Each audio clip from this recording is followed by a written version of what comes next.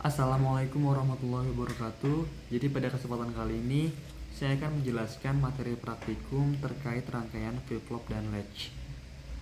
Nah, untuk tujuan dari praktikum ini sendiri itu kurang lebih ada 3. Pertama, untuk mempelajari dan memahami bagaimana sih prinsip kerja serta cara kerja dari rangkaian flip-flop ini, beserta mengetahui bagaimana sih tabel kebenarannya itu.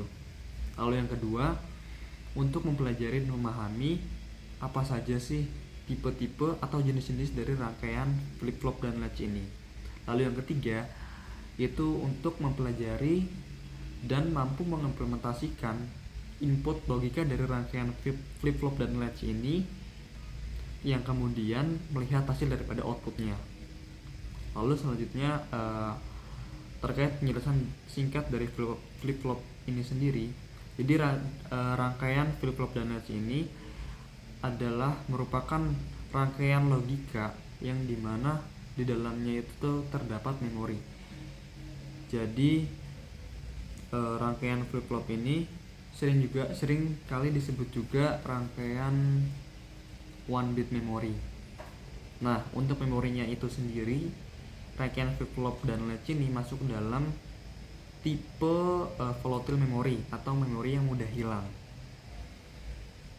Nah, untuk lebih spesifiknya, di dalam volatile memory ini terdapat 2 jenis, yaitu static dan dynamic memory.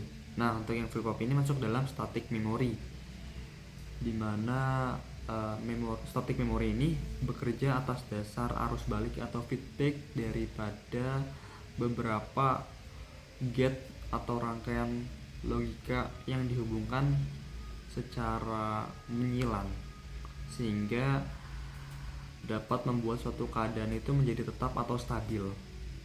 Nah, selanjutnya secara umum itu banyak sekali jenis-jenis daripada rangkaian flip-flop ini.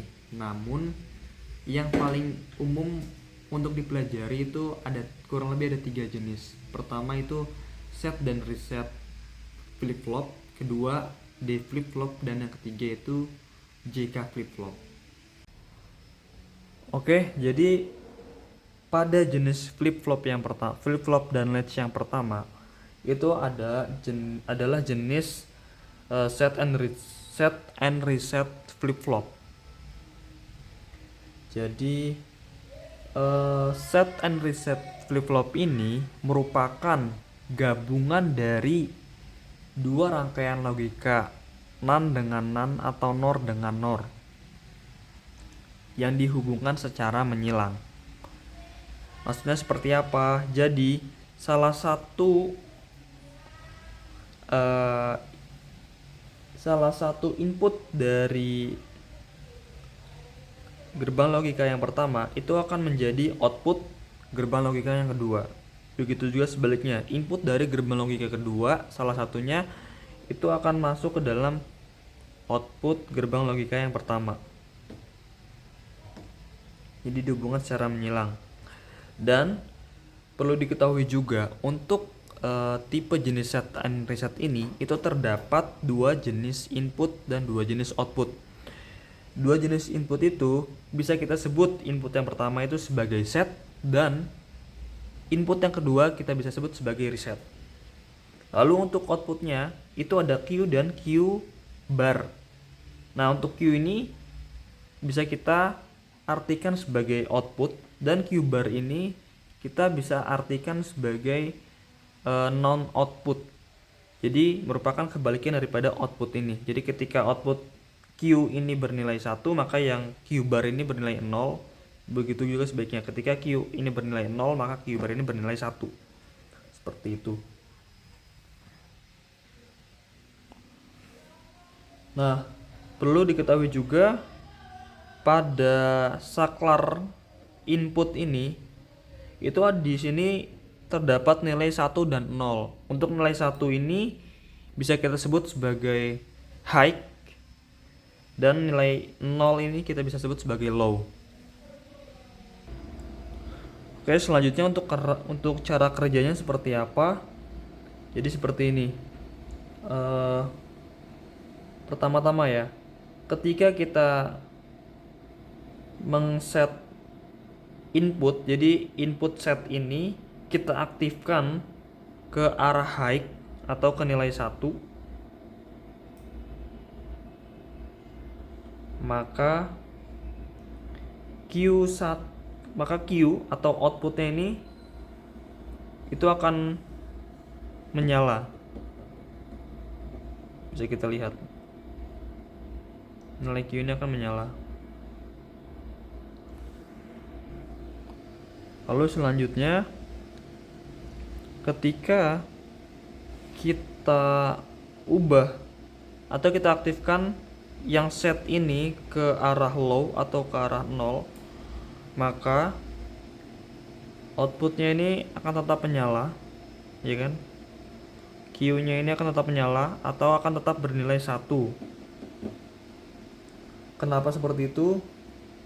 Karena memori dari input yang sebelumnya itu masih tersimpan, belum reset. Nah, selanjutnya untuk meresetnya itu kita bisa gunakan kita bisa mengaktifkan input reset ke arah high seperti ini. Nah, jadi bisa kita lihat dia outputnya ini bernilai 0 atau low atau lampunya mati. Lalu bisa kita kembalikan lagi ke low. Jadi bisa kita simpulkan bahwasanya di input yang set ini bisa kita gunakan untuk menyalakan daripada outputnya, gitu, dengan cara mengaktifkan si set ini ke arah high. Namun nilai Q ini kan saat ini 1 ya, atau bernilai high, itu dia menyala. Itu akan tetap terus menyala walaupun si set ini kita aktifkan ke nilai low atau ke nilai 0.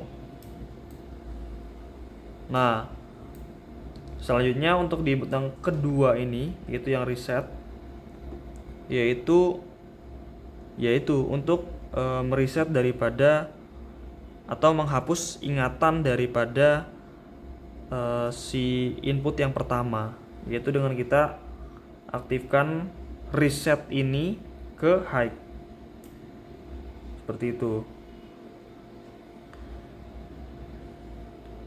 Lalu bisa kita kembalikan. Oke, selanjutnya kita masuk ke rangkaian set and reset daripada NAND dengan NAND ya, yang NAND dengan NAND yang dihubungkan secara menyilang.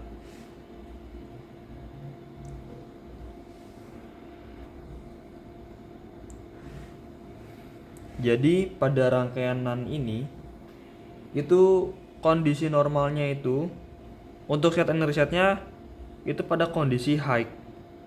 Jadi dia normally high seperti ini. Nah, ini lampu yang hidup ini diabaikan saja karena lampu yang hidup ini dia hidup tergantung daripada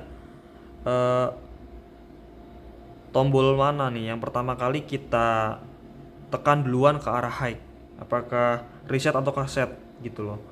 Jadi itu akan bergantung pada lampunya. Misal, nah seperti itu ya.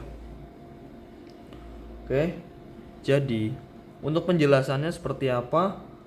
Jadi pada rangkaian NAND ini, yang NAND ya, atau not AND, yaitu Q ini atau outputnya ini akan menyala ya. Semisal dia dari kondisi ininya mati ya, misalnya dari kondisi mati. Oke, 1 dengan 1. Jadi Q ini atau outputnya ini akan menyala ketika kita aktifkan set ini ke arah low. Oke, ke arah low atau ke arah 0. Contohnya seperti ini. Nah, maka Q-nya akan nyala.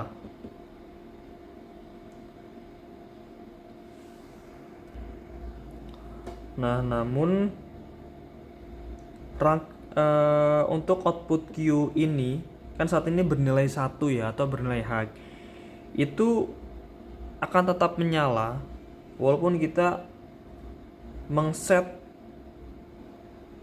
atau mengaktifkan set ini ke arah high ataupun low, ya kan, bolak-balik ini akan tetap nyala karena perintah output dari sebelumnya itu masih tersimpan.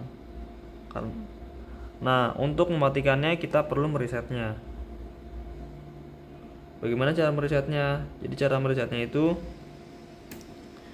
kita kebalikin daripada NOR, yaitu kita aktifkan reset ini ke arah low. Seperti itu.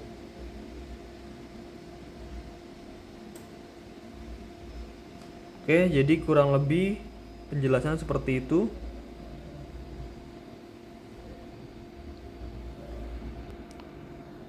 Mungkin sekian. Terima kasih. Wassalamualaikum warahmatullahi wabarakatuh.